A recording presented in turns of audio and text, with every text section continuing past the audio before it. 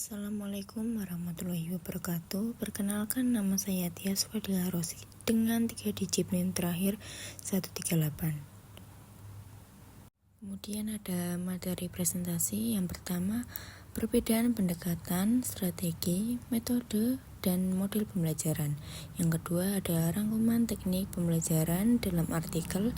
Yang ketiga ada kesimpulan. Perbedaan pendekatan, strategi, metode, dan model pembelajaran. Yang pertama, pendekatan pembelajaran merupakan sudut pandang atau filosofi dasar yang digunakan dalam proses pembelajaran. Pendekatan konstruktivistik yang menekankan peran aktif siswa dalam membangun pengetahuannya sendiri. Yang kedua ada strategi pembelajaran, yaitu rencana menyeluruh yang menggambarkan langkah-langkah besar untuk mencapai tujuan pembelajaran. Misalnya, strategi inquiry yang melibatkan siswa dalam proses menemukan informasi. Yang ketiga, ada metode adalah cara atau teknik yang lebih spesifik yang digunakan dalam pembelajaran untuk menerapkan strategi. Dan yang terakhir yaitu ada model pembelajaran, yaitu kerangka sistematis yang menggambarkan seluruh tahapan pembelajaran secara terstruktur dari awal hingga akhir. Selanjutnya, artikel saya mengambil judul Systematic Literature Review, The Use of Virtual Reality as a Learning Media.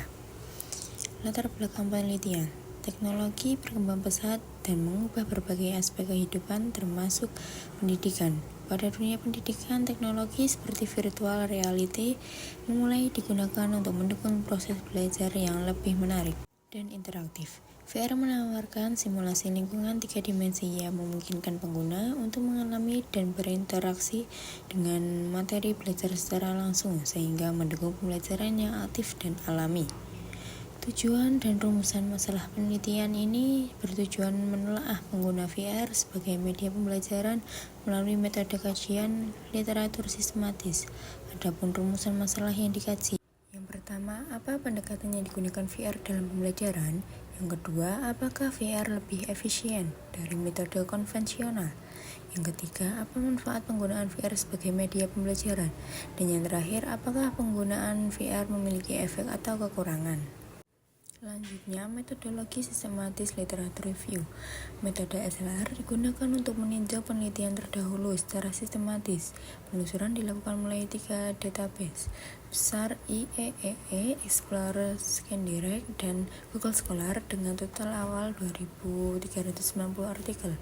Artikel disaring dengan kriteria inklusi. Fokus pada VR untuk pembelajaran, terbit tahun 2018 hingga 2022 dan berbahasa Inggris atau Indonesia. Hasil akhir 18 artikel terpilih untuk dianalisis lebih lanjut. Kemudian pendekatan VR dalam pembelajaran. Terdapat 2 pendekatan utama VR sebagai media belajar. Yang pertama, pendekatan hiburan atau gamification, meningkatkan keterlibatan melalui permainan. Studi menunjukkan mahasiswa yang belajar dengan aplikasi VR berbasis game mendapatkan skor lebih tinggi.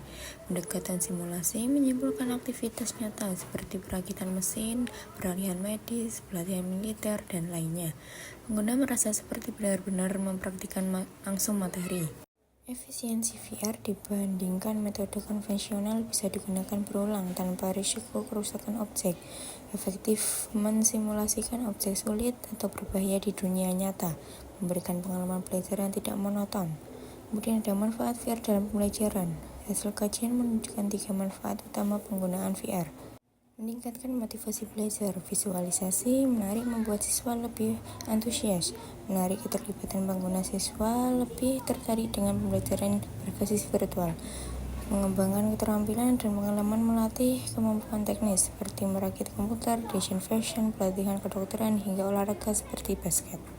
Efek penggunaan VR bagi pengguna membantu mengatasi fobia dan kecemasan seperti PTSD, agrofobia, takut ketinggian, dan lain sebagainya. Membantu dalam pelatihan public speaking untuk anak dan remaja.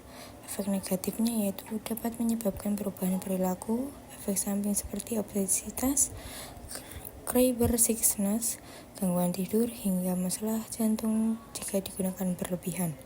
Studi kasus dan temuan tambahan yaitu Di Turki, mahasiswa keperawatan dengan VR memperoleh skor lebih tinggi dibandingkan metode konvensional.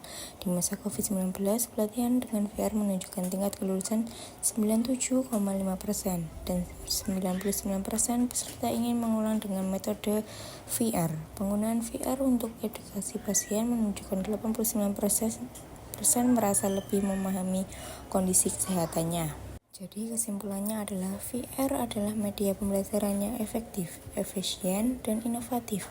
Pendekatan hiburan dan simulasi dapat meningkatkan keterlibatan, motivasi, dan keterampilan siswa. VR juga dapat membantu mengatasi gangguan kecemasan, akan tetapi potensi resiko jangka panjang perlu diperhatikan. Sekian presentasi dari saya, kurang lebihnya mohon maaf. Wassalamualaikum warahmatullahi wabarakatuh. Terima kasih.